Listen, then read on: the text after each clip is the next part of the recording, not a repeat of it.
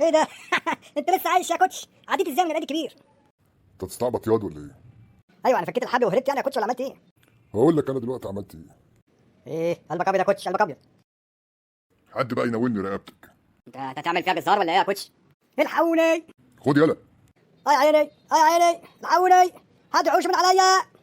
انت لسه شفت حاجه؟ ده انا هطلع كل القديم والجديد دلوقتي.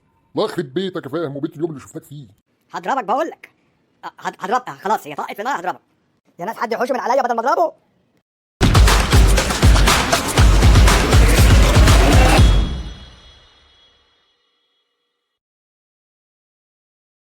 اصدقائي احبابي متابعينا في كل مكان، اهلا بيكم على قناه ايمن سبورت 2، حلقه جديده من حلقات فرفوش واصحابه. يا كل ياني ياما، ياني، يا رجلي، يا دماغي، يا ايدي. ايه بس مالك يا فرفوش؟ ايه اللي حصل؟ كانت في لما بره الكافيه، كان في ايه؟ لا ابدا، ده العجل بتاع العيد، العجل الفرخه اللي كنا بنذبحها في العيد. برضه انت تاني؟ هضربك تاني؟ ما بتحرمش؟ تشتاق للضرب يعني؟ ده واضح ان انت ضربت كوتش يعني وكسرته، واضح عليك اهو. ايه يا كوتش؟ ليه ده كله؟ يعني ينفع كده يعني يا كوتش؟ يا فرفوش انت عارف كويس، فاهم، وطولة لسان ولبط. يقعد يقول لي فكيت الحبل وهربت ومش عارف ايه وازاي عديت من العيد.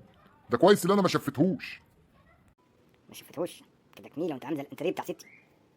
انت بتبطل تقول ايه؟ سمعني كده بس، سمعني. خلاص بقى يا كوتش، عمالين نقول ايه العضلات دي وحاجات والمحتاجات دي، ربنا يهد الاول. على العموم ما تزعلش، عشان تبطل طولة لسان ولباطه. بعد ايه بقى؟ ده من كتر الضرب سامع الناس بتقول لا ده في لحمه بتتوزع، كل ملموم عليا كده. معلش يا فاهم، حصل خير، بس انت فاهم، هو الكوتش بيقول لك معلش حقك عليا، يعني الراجل بيرضيك برضه، يعني ما تزعلش يا فاهم، خلاص. خلينا في المهم دلوقتي، عايزين نعرف الاهلي هيلعب بمين ماتش فوتشر. انا هقول التشكيل.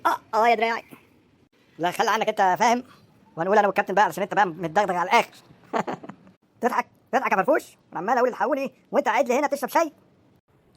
المهم، حراسة المرمى محمد الشناوي، قدامه معلول وعبد المنعم وياسر ابراهيم ومحمد هاني.